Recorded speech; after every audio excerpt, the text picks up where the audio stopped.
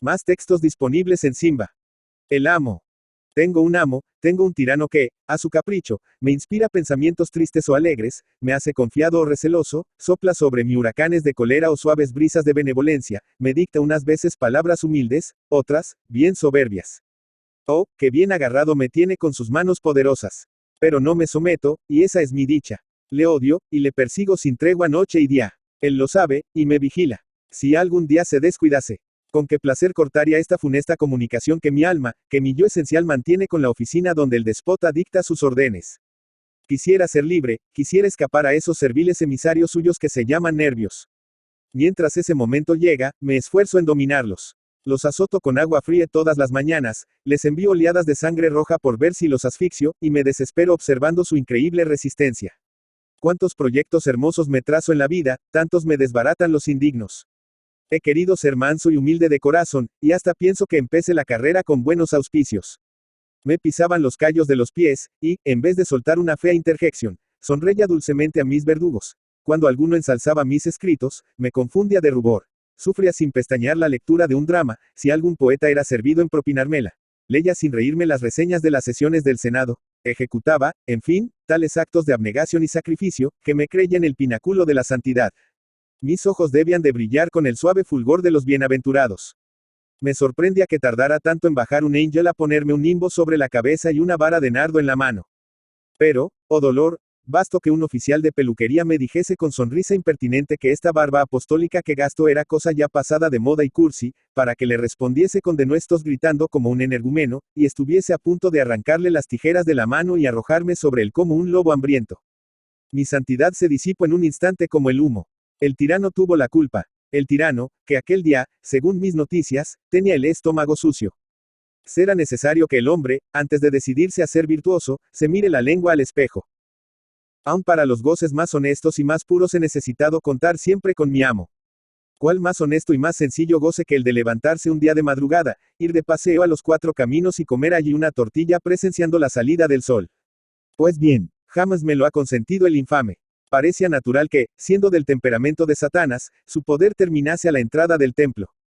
Tampoco es así. Muchas veces me he acercado al altar de Dios lleno de fe, con el corazón contrito, y a los pocos momentos, con el fútil pretexto de que le dolían las rodillas, o sentía debilidad, o le crispaban las muecas del monaguillo, me arranco de allí a viva fuerza.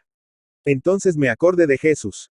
También nuestro Señor quiso someterse por nosotros al capricho del tirano. También sintió la cruel impresión de sus garras en el huerto de Getsemaní y en el Calvario. Este recuerdo endulza mi pena y humillación. Sin embargo, confieso que siento un placer maligno en darle de vez en cuando un susto.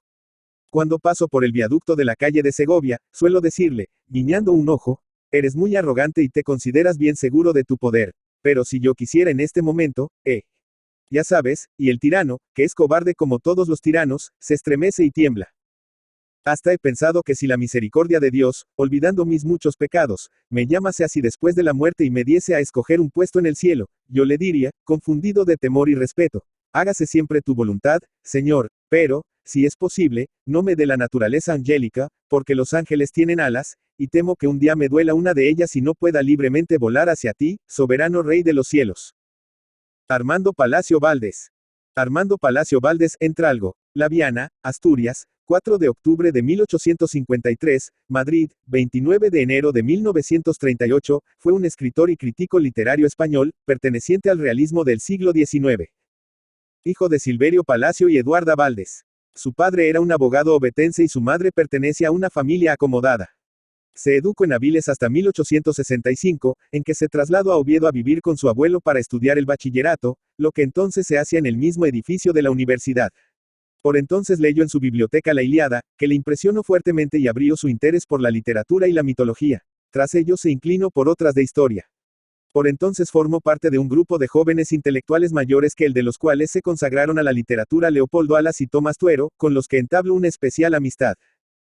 Tras lograr su título de bachiller en artes en 1870, decidió seguir la carrera de leyes en Madrid, que concluyó en 1874. Perteneció a la tertulia del Billis Club junto con otros escritores asturianos. Dirigió la Revista Europea, donde publicó artículos que luego reunió en Semblanzas Literarias. También hay buenos retratos literarios en los oradores del Ateneo y en el nuevo viaje al Parnaso donde desfilan conferenciantes, ateneístas, novelistas y poetas de la época. Escribió también como crítico, en colaboración con Leopoldo Alas, la literatura en 1881. Se casó 2 veces. Su primera esposa, Luisa Maximina Prendes, falleció en 1885 después de solo 1 año y medio de matrimonio. Se casó en 1899 en segundas nupcias con Manuela Vega y Gil, que le sobrevivió. Al morir José María de Pereda en 1906, ocupó el sillón vacante en la Real Academia Española. Marta y María por Favila en Aviles. Se dio a conocer como novelista con El señorito Octavio, 1881, pero ganó la celebridad con Marta y María, 1883, ambientada en la ciudad ficticia de Nieva, que en realidad representa a Aviles.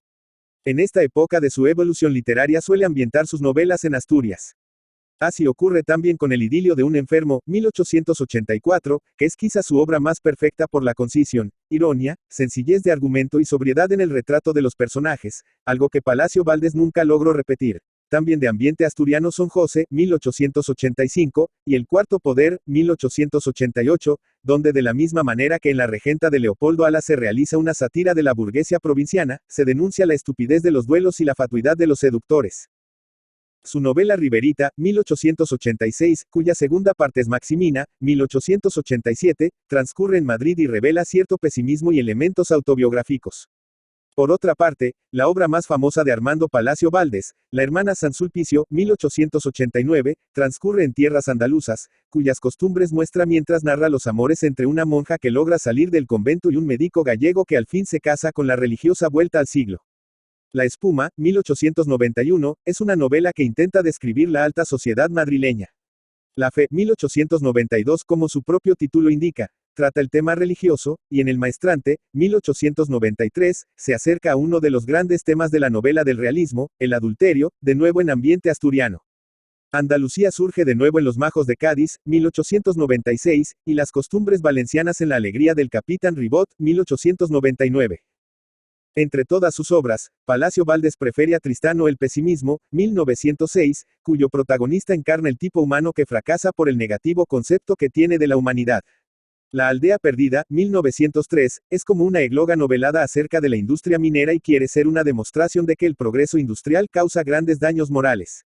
El narrador se distancia demasiado de su tema añorando con una retórica güera y declamatoria una Arcadia perdida y retratando rústicos como heroes homéricos y otorgando nombres de dioses clásicos aldeanos. Es una manera sumamente superficial de tratar la industrialización de Asturias. A Palacio Valdés se le daba mejor la descripción de la ciudad que de la vida rural. Los papeles del Dr. Angelico, 1911, es una recopilación de cuentos, pensamientos filosóficos y relatos inconexos, aunque muy interesantes. En Años de Juventud del Dr. Angelico, 1918, cuenta la dispersa historia de un médico, casas de huéspedes, amores con la mujer de un general, etc. Es autobiográfica la novela de un novelista, 1921, pero además se trata de una de sus obras maestras, con episodios donde hace gala de una gran ironía y un formidable sentido del humor. Otras novelas suyas son La hija de Natalia, 1924, Santa Rogelia, 1926, Los Cármenes de Granada, 1927, y Sinfonía Pastoral, 1931. Hizo 2 colecciones más de Cuentos en el pájaro en la nieve y otros cuentos, 1925, y Cuentos escogidos, 1923. Recogió algunos artículos de prensa breves en Aguas Fuertes, 1884. Sobre la política femenina escribió el ensayo histórico El gobierno de las mujeres, 1931, y sobre la Primera Guerra Mundial en La guerra injusta, donde se declara aliadófilo y se muestra muy cercano a la generación del 98 en su ataque contra el atraso y la injusticia social de la España de principios del siglo XX.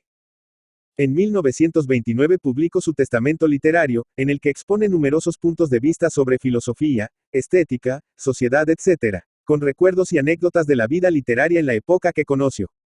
Durante la Guerra Civil lo encontramos en Madrid pasando frío, hambre, enfermo.